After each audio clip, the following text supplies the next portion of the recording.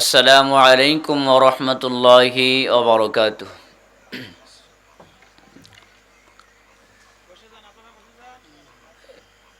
ইন্নাল হামদালিল্লাহিল আকরামিল্লাযী খালাকাল ইনসানা ওয়া কাররামা ওয়া 'allamaহু মিনাল বায়ানি মা লাম ইয়া'লাম।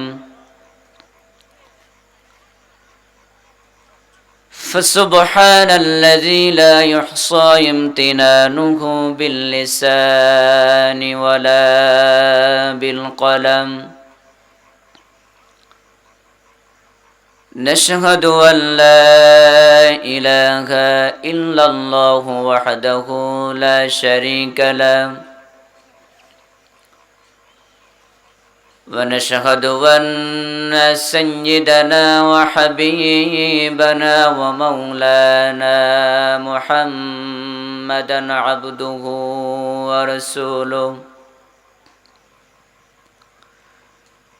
الذي أرسله بالحق بشيرا ونذيرا وداعيا إلى الله بإذنه وسراجا منيرا. فقد قال الله تعالى في كلامه المجيد وفرقانه الحميد.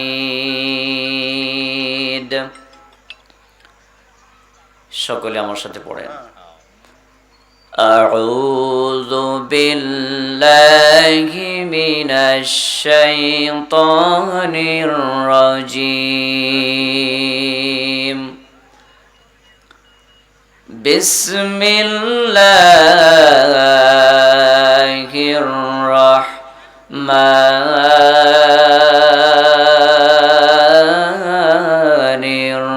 الرحيم. إنما المؤمنون الذين إذا ذكر الله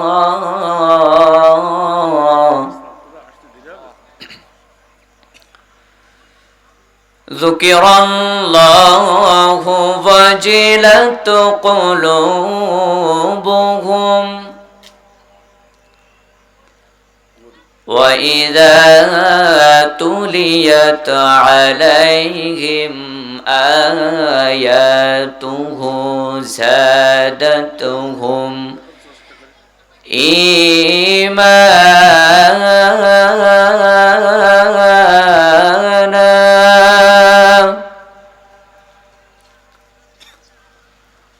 وعلى ربهم يتوكلون.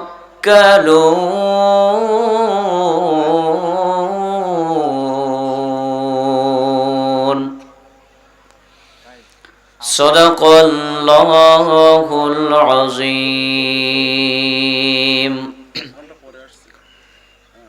إن الله وملائكته يصلون على النبي يا أيها الذين آمنوا صلوا عليه وسلموا تسليما.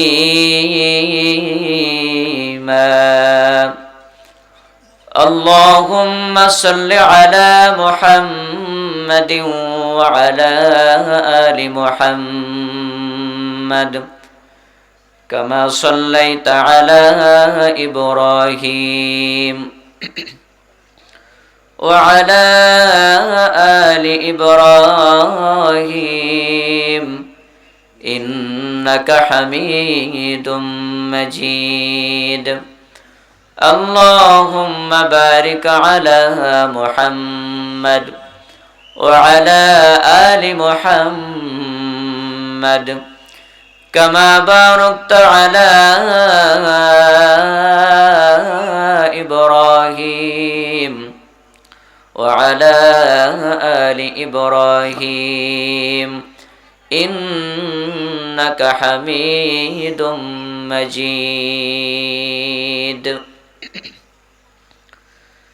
ঈমানের পথে অবিচল থেকে আমার মরণ যেন হয়, বলেন আমিন।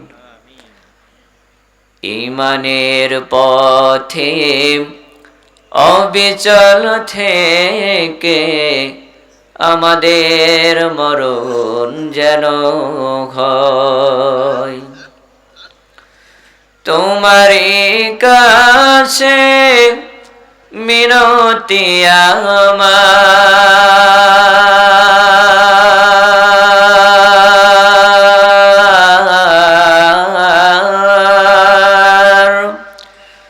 তোমারই কাছে মিনতি আমার, মহামহিম দয়াময়, ঈমানের পথে অবিচল থেকে আমাদের মরণ যেন হয়। ঈমানের পথে অবিচল থেকে আমার মরণ যেন হয়। সকলে জোরে পড়েন আমিন। আলহামদুলিল্লাহ।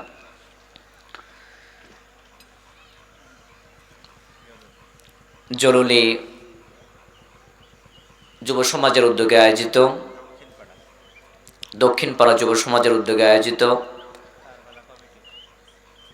কারবালা কমিটির উদ্যোগে আয়োজিত তাফসিরুল কোরআন মাহফিলের সুনামধন্য সভাপতি, বিশেষ করে আজকের মাহফিলের প্রধান আকর্ষণ বিশিষ্ট ইসলামী চিন্তাবিদ, মুফাসসির কোরআন হযরত মাওলানা গাজী ইব্রাহিম খলিল হাফিজাহুল্লাহ।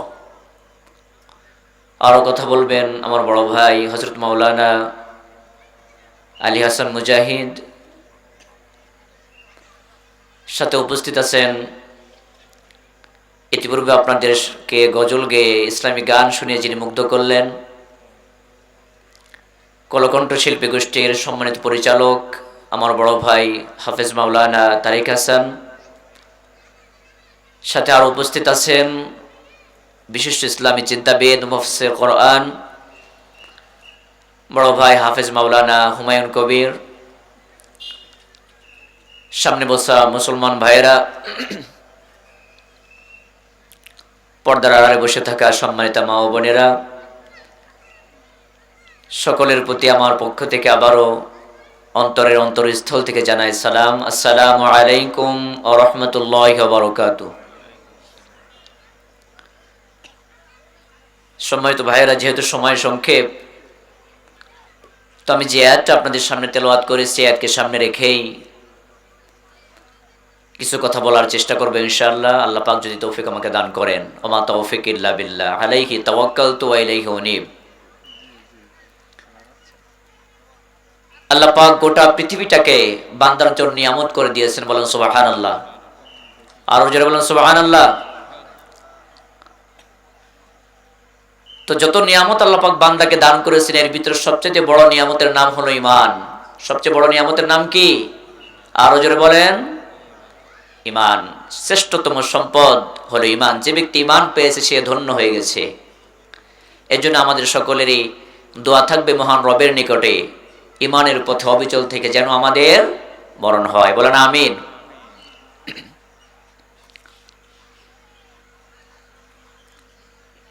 হাদিস শরীফ থেকে শোনাচ্ছি, হযরত আবু উমামা রাদিয়াল্লাহু আনহু বলেন, রাসূলের কাছে একজন ব্যক্তি এসে জিজ্ঞাসা করতেছে, ইয়া রাসূলুল্লাহ, ঈমান কি জিনিস? জানার দরকার আছে না নাই? আপনাদের পক্ষ থেকে আমার কাছে প্রশ্ন, হুজুর ঈমান কি জিনিস? ঈমানের ওয়াজ তো শুনি, কিন্তু ঈমান কি জিনিস জানার দরকার আছে না নাই? সাহাবী নবীজিকে জিজ্ঞাসা করলেন, ইয়া রাসূলুল্লাহ, মাল ঈমান, ঈমান কি জিনিস? নবীজি বললেন, ইদা সাররাতকা হাসানাতুকা ওয়া সাআতকা সাইয়্যাতুকা। হে সাহাবী, যখন তুমি ভালো কাজ করবে তখন তুমি আনন্দিত হবে, আর যখন তুমি মন্দ কাজ করবে তখন তুমি ব্যথিত হবে। যখন এই দুইটা অবস্থা তোমার মধ্যে সৃষ্টি হবে, ফাআনতা মুমিন, তাহলে তুমি পরিপূর্ণ মুমিন। সুবহানাল্লাহ বলবেন না? সাহাবী নবীজিকে আবারও জিজ্ঞাসা করলেন, ইয়া রাসূলুল্লাহ, ফামাল ইসমু? হে রাসূল, গুনাহ কি জিনিস? নবীজি আবার সাহাবীর প্রশ্নের উত্তরে বললেন, হে আমার সাহাবী, ইযা হাকা ফি নাফসিকা শাইউন ফাদাহু।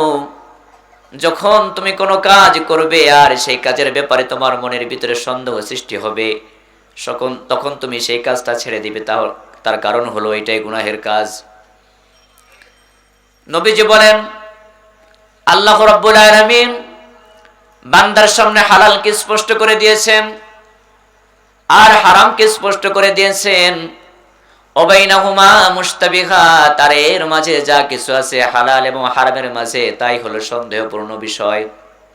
হে আমার সাহাবী, এই সন্দেহপূর্ণ বিষয় থেকে তুমি বেঁচে থাকবে, কারণ এই সন্দেহপূর্ণ বিষয়টা হলো গুনাহের কাজ। সন্দেহপূর্ণ বিষয় থেকে বেঁচে থাকতে নির্দেশ দিচ্ছেন মুহাম্মদ সাল্লাল্লাহু আলাইহি ওয়াসাল্লাম। আল্লাহ রাব্বুল আলামিন মুমিনদের পরিচয় দিচ্ছেন। মুমিন যখন ঈমানের পরিচয় জানলো, ঈমান কি জিনিস, ঈমানের পরিচয় জানার পরে সে মুমিন হয়ে গেল। মুমিন হওয়ার পরে মুমিন কারা, মুমিনদের গুণাবলী কি, আল্লাহ রাব্বুল আলামিন কোরআনুল কারীমের ভিতরে খুব সুন্দর করে বর্ণনা করেছেন। আল্লাহ রাব্বুল আলামিন বলেন, ইন্নামাল মুমিনুনা আল্লাযীনা ইযা যুকিরাল্লাহু ওয়াজিলাত কুলুবুহুম ওয়া ইযা তুলিয়াত আলাইহিম আয়াতুহু যাদাতুহুম ঈমানা ওয়া আলা রাব্বিহিম ইয়াতাওয়াক্কালুন। জোরে বলুন সুবহানাল্লাহ। এই আয়াতের ভিতরে আল্লাহ রাব্বুল আলামিন মুমিনদের তিনটা গুণাবলী বর্ণনা করেছেন। কয়টা? আরো জোরে বলেন, কয়টা?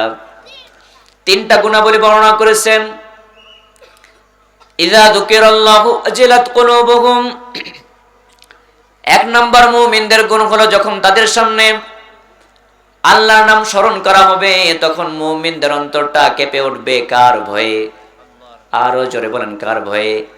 আমাদের অন্তর কেঁপে ওঠে কার ভয়ে? নাকি মানুষের ভয়ে? এটা হলো মুমিনদের এক নাম্বার গুণ। আল্লাহর নাম যখন স্মরণ করা হবে তখন তাদের অন্তর কেঁপে উঠবে।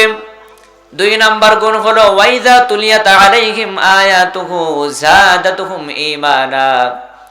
রব্বুল আলামিন বলেন, বান্দার সামনে যখন আমি রব্বুল আলামিনের আয়াত তেলাওয়াত করা হবে, কোরআনের তেলাওয়াত করা হবে যখন, যাদাতুহুম ঈমানা, তখন মুমিনদের ঈমানটাকে বাড়িয়ে দিবেন কে? জোরে বলবেন না? এরপর রব্বুল আলামিন বলেন মুমিনদের তিন নাম্বার গুণ হলো ওয়া আলা রাব্বিহিম ইয়াতাওয়াক্কালুন। মুমিনেরা বিপদে মুহূর্তে, যে কোনো পরিস্থিতিতে, পৃথিবীর যেই প্রান্তেই থাকুক না কেন, যে কোনো পরিস্থিতি তার সামনে আসুক না কেন, মুমিনেরা পৃথিবীর কোনো মানুষের উপরে, কোনো ব্যক্তির উপরে, কোনো বস্তুর উপরে ভরসা করবে না, ভরসা করবে একজনের উপরে। তার নাম কি? কয়টা গুণ? জোরে বলেন। মুমিন ঈমানের পরিচয় জানলো, মুমিন হয়ে গেল। মুমিনের গুণাবলী কি এটাও জেনে গেল।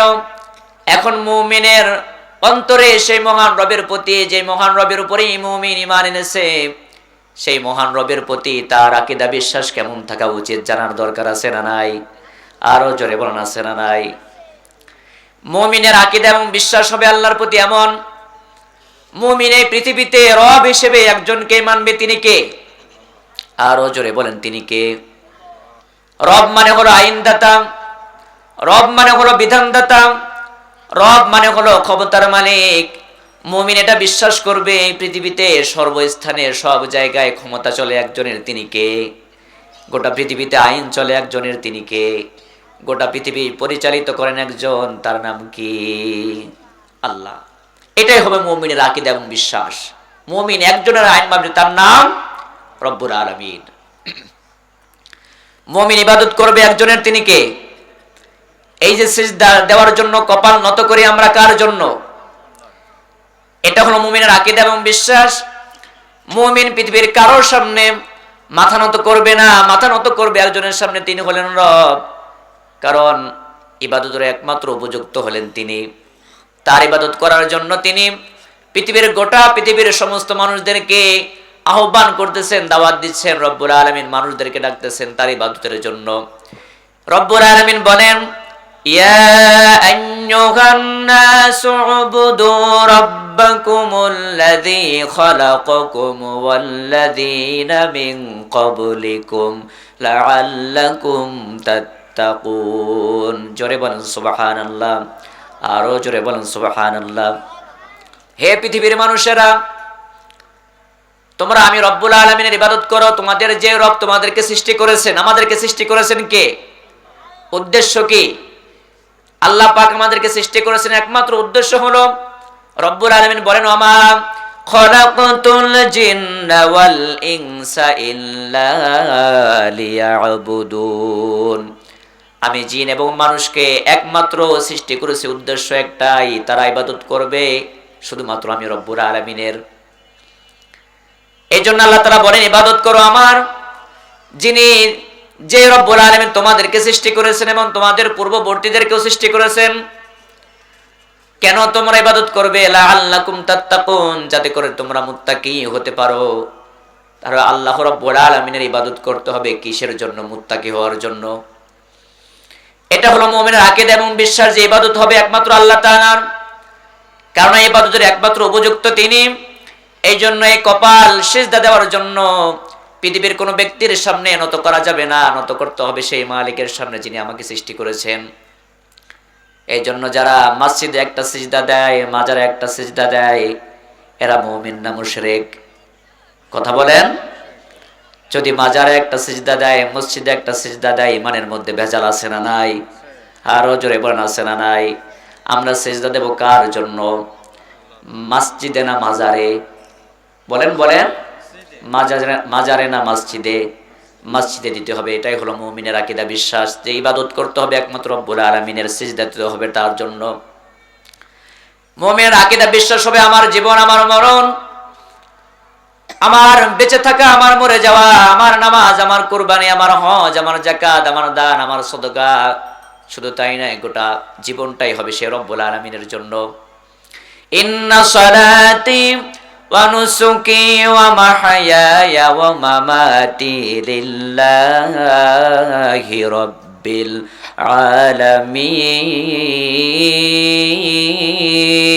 আলামিন। হে নবী, আপনি বলে দিন, নিশ্চয় আমার নামাজ, আমার কুরবানি, আর আমার বেঁচে থাকা, আমার মরে যাওয়া, লিল্লাহি রাব্বিল আলামিন, শুধুমাত্র একমাত্র কেবলমাত্র পৃথিবীর কারোর জন্য নয়, সে মহান রব্বুল আলামিনের জন্যই নিবেদিত। আমার ভাইয়েরা, তাহলে ইমানের পথে থাকা আর দরকার আছে না নাই? আমরা ইমানের পথে চলবো না শয়তানের পথে চলবো? কথা বলেন। ইমানের পথে চলতে হবে। ইমানের পথটা কেমন জানার দরকার আছে না নাই? আব্দুল্লাহ ইবনে মাসউদ রাদিয়াল্লাহু তাআলা আনহু বলেন, নবীজি আমাদের মাঝে আসলেন, আসার পরে একটা সোজা সরল রেখা টানলেন, দাগ টানলেন, এর আশেপাশেও কিছু দাগ টানলেন, রেখা টানলেন। নবীজি বললেন যে, আমার সাহাবীরা, এই যে সোজা সরু যে পথটা দেখতে পাচ্ছ, লাইনটা দেখতে পাচ্ছ, দাগ দেখতে পাচ্ছ, এটা হলো ইমানের পথ। এটা কিসের পথ? ইমানের পথটা সোজা না বাঁকা? কথা বলেন। সোজা। নবীজি বলতেছেন, আশেপাশে যে রাস্তাগুলো গিয়েছে, যে রেখাগুলো আমি টান দিয়েছি, এগুলো শয়তানের রাস্তা, শয়তান তৈরি করেছে। তাহলে ইমানের পথটা হলো সোজা। এই সোজা পথে চলবো না বাঁকা পথে চলবো? কথা বলেন। সোজা পথে চলতে হবে। আর ইমান নষ্ট করার জন্য শয়তান বহু রাস্তা, বহু পদ্ধতি, বহু কৌশল অবলম্বন করেছে, ঠিক কিনা? শয়তান আমাদের প্রকাশ্য শত্রু। কি শত্রু? প্রকাশ্য শত্রু। আমরা কি শয়তানকে দেখতে পাই? কথা বলেন। মানবরূপী শয়তান আছে না নাই? আরো জোরে বলেন আছে। শয়তান আমাদের ঈমানকে নষ্ট করার জন্য শয়তান চায় যে কিভাবে মুমিনকে মুমিনের লিস্ট থেকে কিভাবে বহিষ্কৃত করা যায়, কিভাবে একে মুশরিকে পরিণত করা যায়, ঈমানটা কিভাবে নষ্ট করা যায়। এজন্য শয়তানের ধোঁকা থেকে বেঁচে থাকার দরকার আছে না নাই? যে শিরিক করে এই বেটাকে কি বলে? মুশরিক। কে বলে? মুশরিক মানে কি? যে শিরিক করে কার সাথে? আল্লাহর সাথে অংশ স্থাপন করা। শিরিক মানে কি করা? অংশ স্থাপন করা। শিরিক মানেটা কি জানার দরকার আছে না নাই? আপনাদের কাছ থেকে আমার কাছে প্রশ্ন হলো, হুজুর শিরিক মানে কি? সহজ কথায়, অল্প কথায় সহজে উত্তর দিচ্ছে, মনে রাখবেন। শিরিক বলা হয় আল্লাহ রব্বুল আলামিন যেই কাজ পারেন, এই কাজ পৃথিবীর কোনো ব্যক্তি, পৃথিবীর কোনো বস্তু করতে পারে, এই ধারণা পোষণ করার নামই হলো কি? শিরিক। আল্লাহ যেটা করতে পারেন এই কাজ পৃথিবীর কেউ করতে পারে? সন্তান দেওয়ার মালিক কে? জোরে বলেন। আমি আপনি এই মাহফিলে আসছি, নিয়ে আসছেন কে? জোরে বলেন না কেন? সুস্থতার মালিক কে? নিরাপত্তার মালিক কে? রিজিকের মালিক কে? আল্লাহর নাম নিতে ভয় পান নাকি? চিৎকার দিয়ে বলেন কে? আল্লাহ। সমস্ত ক্ষমতার মালিক, সবকিছু দেওয়ার মালিক আল্লাহ পাক। মুমিনের ঈমানকে নষ্ট করার জন্য শয়তান যতগুলো কৌশল অবলম্বন করেছে, এর ভিতরে সবচেয়ে বড় কৌশল হলো শিরিক। আর যে ব্যক্তি শিরিক করে মৃত্যুবরণ করবে, আল্লাহ রাব্বুল আলামিন কখনোই মুশরিককে ক্ষমা করবেন না। শিরিক মিশ্রিত ঈমান নিয়ে কেউ যদি কাল কিয়ামতের ময়দানে রব্বুল আলামিনের সামনে হাজির হয়ে যান, আল্লাহ রব্বুল আলামিন বহু মানুষকে কিয়ামতের দিন ক্ষমা করে দিবেন, ক্ষমা করবেন না মুশরিকদেরকে। কাদেরকে? আরো জোরে বলেন কাদেরকে? তাহলে শিরিক থেকে ঈমানকে বাঁচানোর দরকার আছে না নাই? আরো জোরে বলেন আছে না নাই?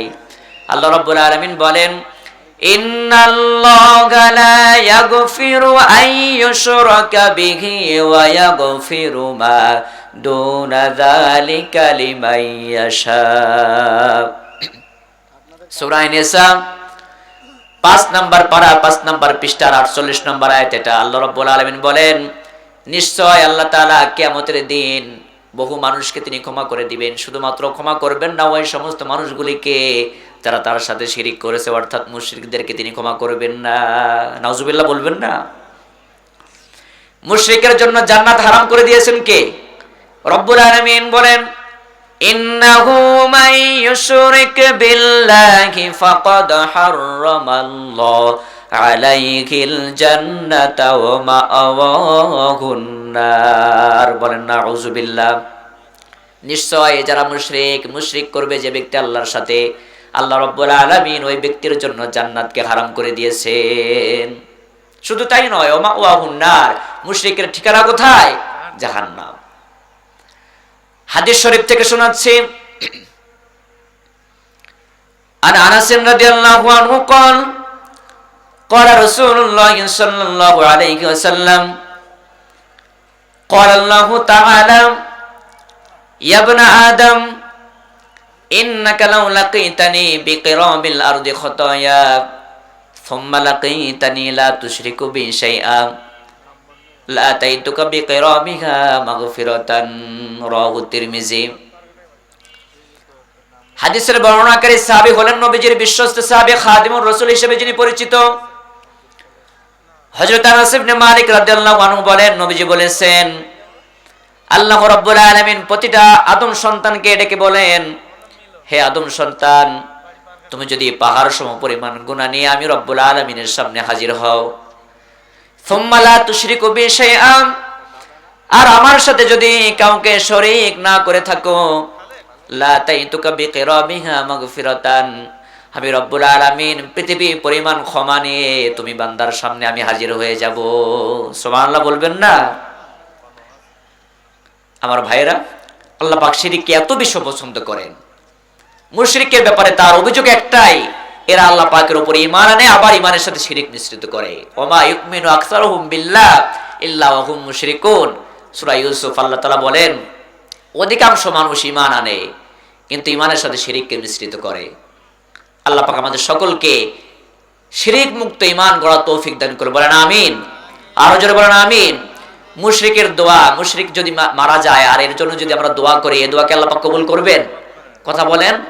এর সারা রাত বসে কাবা শরীফের ইমাম সাহেবকে নিয়ে এসেও যদি দোয়া করানো হয়, ওই দোয়া আল্লাহ পাক কবুল করবেন? করবেন না। কারণ মুশরিককে ক্ষমা করবেন না কে? এর উৎকৃষ্ট প্রমাণ হলো নবীজির চাচা। নবীজির চাচার নাম কি? জোরে বলেন, জানেন না আপনারা? আবু তালিব। নবীজির চাচার নাম কি? আবু তালিব। তিনি কি ঈমান নিয়ে মৃত্যুবরণ করেছিলেন নাকি ঈমান হারা হয়ে মৃত্যুবরণ করেছিলেন? ঈমান হারা হয়ে।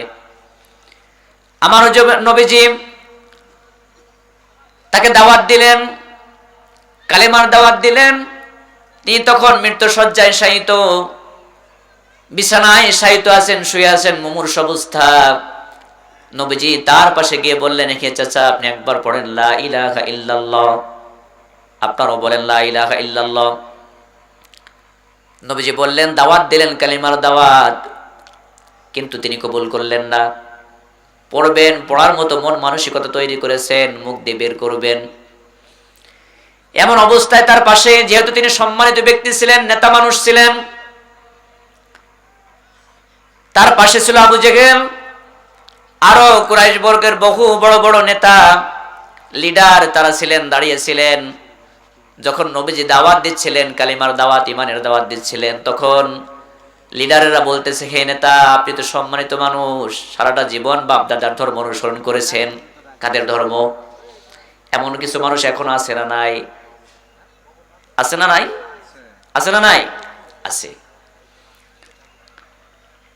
তো তিনি বলতেছেন, কাফেরের লিডারেরা বলতেছে, আপনি সারাটা জীবন বাপ দাদার ধর্ম অনুসরণ করেছেন, আর এখন ভাতিজার এই নতুন ধর্ম অনুসরণ করে আপনি কি আপনার বাপ দাদার ধর্মকে কলঙ্কিত করতে চান? একথা শোনার পরে তিনি আর কালিমার দাওয়াত গ্রহণ করলেন না, ওই অবস্থায় মৃত্যুবরণ করলেন। আমার নবীজি খুব কষ্ট পেলেন, কান্নাকাটি করলেন, বড়ই মর্মাহত হলেন, ব্যথিত হলেন। ব্যথিত হৃদয় নিয়ে তাকে গোসল দিলেন, কাফন পড়ালেন, দাফন দিলেন, যেহেতু তিনি তো চাচা। নবীজির আব্বাজান যখন দুনিয়া থেকে বিদায় নিয়ে চলে গেলেন, এরপর নবীজির মাও চলে গেল। নবীজির কেয়ারটেকারের দায়িত্ব নিলেন, নবীজির দেখাশোনার দায়িত্ব পড়লো নবীজির দাদার উপরে, আব্দুল মুত্তালিবের উপরে। তিনিও দুনিয়া থেকে বিদায় নিয়ে চলে গেলেন। অভিভাবকত্বের ছায়া আমার নবীজির মাথার উপর থেকে চলে গেল। তখন নবীজির দায়িত্ব আসলো, দেখাশোনার দায়িত্ব আসলো আবু তালিবের উপরে। কত ভালোবাসা, কত স্নেহ দিয়ে মানুষ করেছেন, কিন্তু ভাতিজার এই ধর্মটাকে তিনি অনুসরণ করতে পারেননি। ওই অবস্থায় মৃত্যুবরণ করলেন। যেহেতু সম্মানিত চাচা, ভালোবাসা, আদর, স্নেহ, যত্ন নিয়ে কোলে পিঠে মানুষ করেছেন, এই জন্য তিনি কবরের পাশে দাঁড়িয়ে চাচার জন্য দোয়া করতেছেন। কিন্তু আল্লাহ রাব্বুল আলামিন এটা পছন্দ করলেন না যে কোনো নবী কোনো মুশরিকের জন্য দোয়া করবেন, কারণ তিনি তো ঈমান হারা হয়ে মৃত্যুবরণ করেছেন। সাথে সাথে জিবরাইলকে পাঠিয়ে দিলেন। আল্লাহ রাব্বুল আলামিন আয়াত নাজিল করে নবীজিকে জানালেন। আল্লাহ রাব্বুল আলামিন বলেন, মা কানা লিন-নাবিয়্যি ওয়াল্লাযীনা আমানু আন ইস্তাগফিরু লিল-মুশরিকিন ওয়ালাউ কানু উলি কুরবা মিন বা'দি মা তাবায়্যানা লাহুম আন্নাহুম আসহাবুল জাহিম। আল্লাহ রাব্বুল আলামিন বলেন, হে নবী, কোন ইমানদার, কোন মুমিন তো দূরের কথা, একজন নবীর জন্য শোভনীয় নয়, উচিত হবে না যে তিনি কোন মুশরিকের জন্য আল্লাহর কাছে মাগফিরাতের দোয়া করবেন। কথা বলেন, কোন মুশরিকের জন্য মাগফিরাত কামনা করা যাবে? যাবে না। আল্লাহ পাক নবীজিকে বলতেছেন, হে নবী, আপনার চাচা ইনি আমি জানি, খুব নিকটাত্মীয় আমি জানি, কিন্তু হেদায়েত স্পষ্ট হওয়ার পর, ইমানের দাওয়াত পাওয়ার পরেও তিনি ইমান কবুল করেননি, আমি আল্লাহ তাকে মাফ করিনি। বলেন নাউযুবিল্লাহ। নবী যখন কাঁদছিলেন, দুঃখিত হলেন, ব্যথিত হলেন, তখন রব্বুল আলামিন নবীজিকে আবার আয়াত নাজিল করে জানালেন। আল্লাহ রাব্বুল আলামিন বলেন, ইন্নাকা লা তাহদি মান আহবাবতা ওয়ালাকিন্নাল্লাহা ইয়াহদি মান ইয়াশা ওয়া হুয়া আ'লামু বিল মুহতাদিন।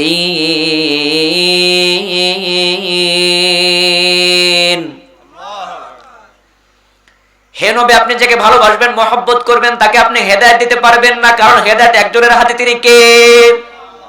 কার হাতে? ওয়া হুয়া আ'লামু বিল মুহতাদিন। তিনি সবচেয়ে বেশি ভালো জানেন কে হেদায়েত পাবে। আপনি তাকে হেদায়েত দিতে পারবেন না। এই জন্য কোন মুশরিক যদি মারা যায়, কান্নাকাটি করে তার জন্য দোয়া করে যদি জান্নাতে পাঠিয়ে দেয়, আর মনে করি জান্নাত আমাদের কন্টাকে নেওয়া হয়েছে, বাবার তৈরি করা জান্নাত, এমন মনে করে যদি মুশরিকের জন্য দোয়া করি, হাজারো বার দোয়া করলেও আল্লাহ পাক মুশরিকের দোয়া কবুল করবেন না।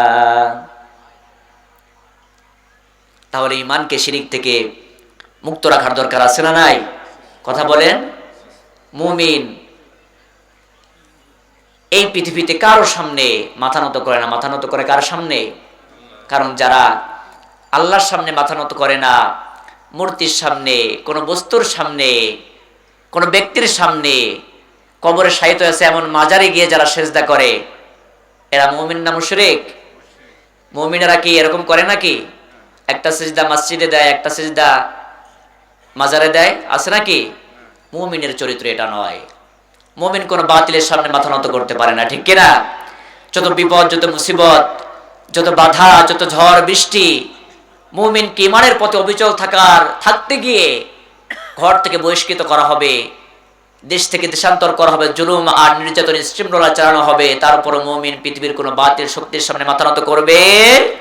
মুমিন মাথা নত করবে কার সামনে? চলে বলেন। মুমিন তো কখনো মাথা নত করে না,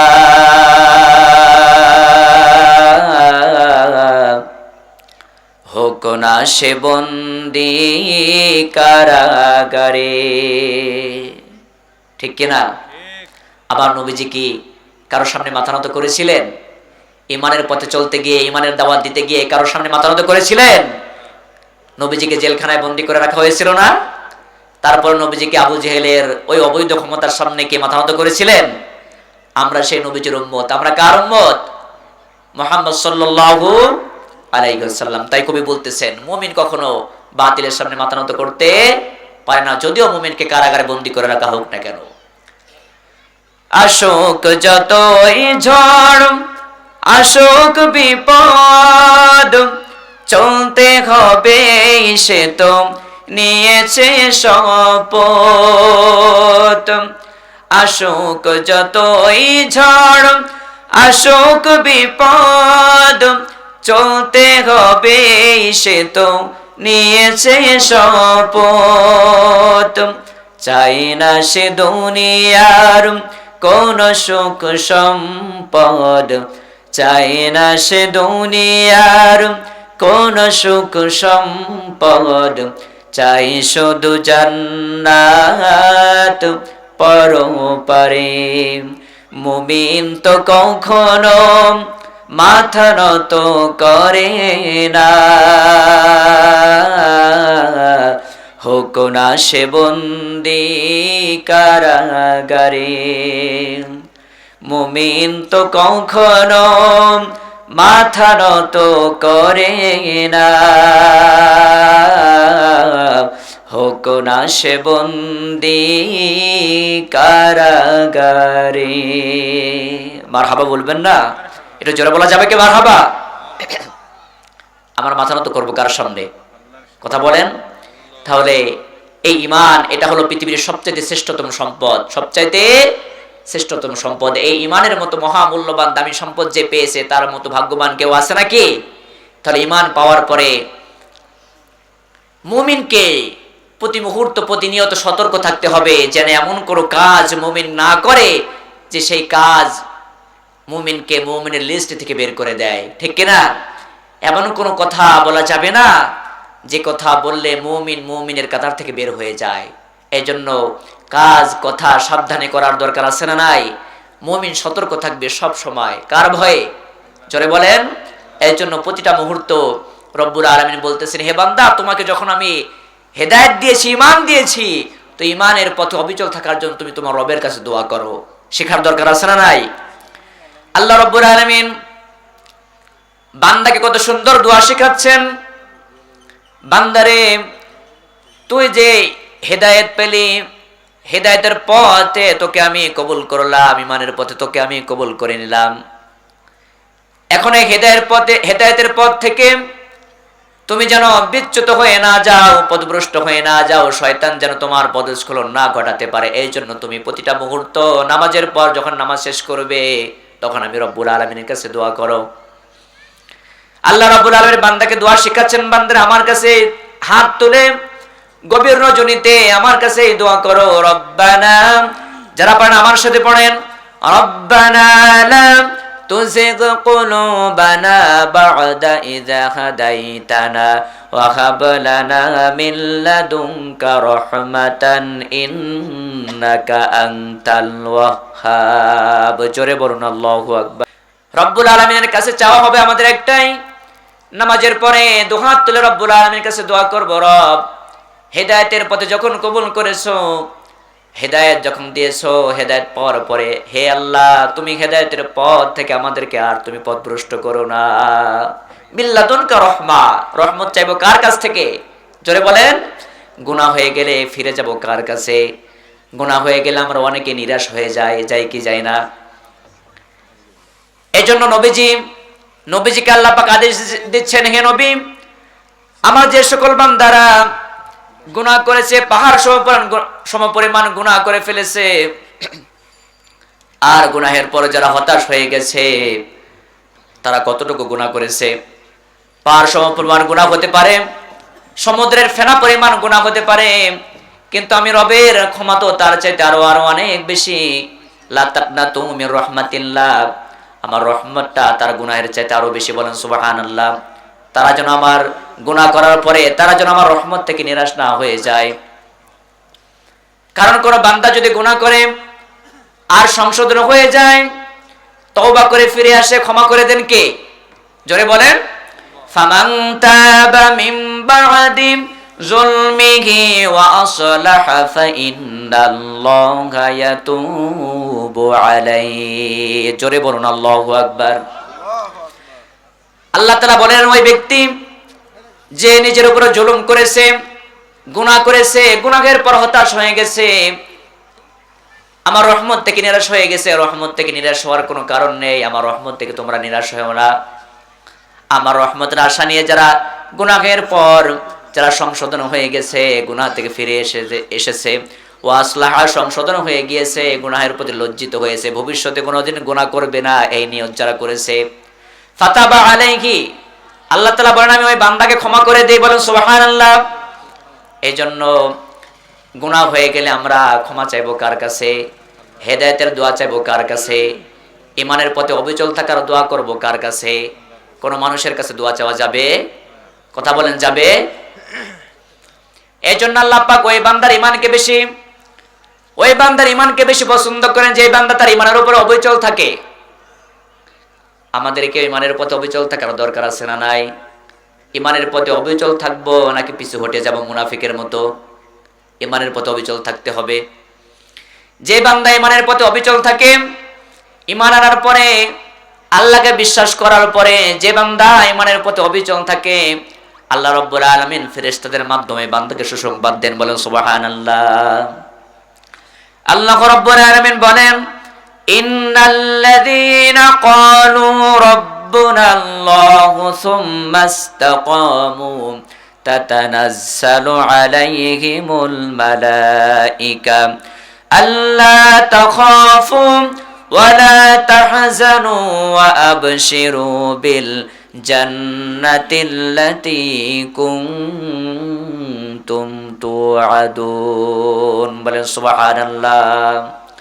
নিশ্চয় যারা বলে রব্বুনাল্লাহ, আমাদের রবকে, আরো জোরে বলেন আমাদের রবকে, এ কথা বলে যারা সুম্মাস্তাকামু, অটল থাকে, অবিচল থাকে, বিপদ মুসিবতে এই কথার উপরে অটল থাকে, কখনো পিছু হটে যায় না, নড়বড় হয় না, পথভ্রষ্ট হয় না। রব্বুনাল্লাহ, যারা এই কথা বলে, যারা টিকে থাকে, ইস্তেকামত থাকে, শয়তান ধোঁকা দিয়েও এই রাস্তা থেকে সরাতে পারে না।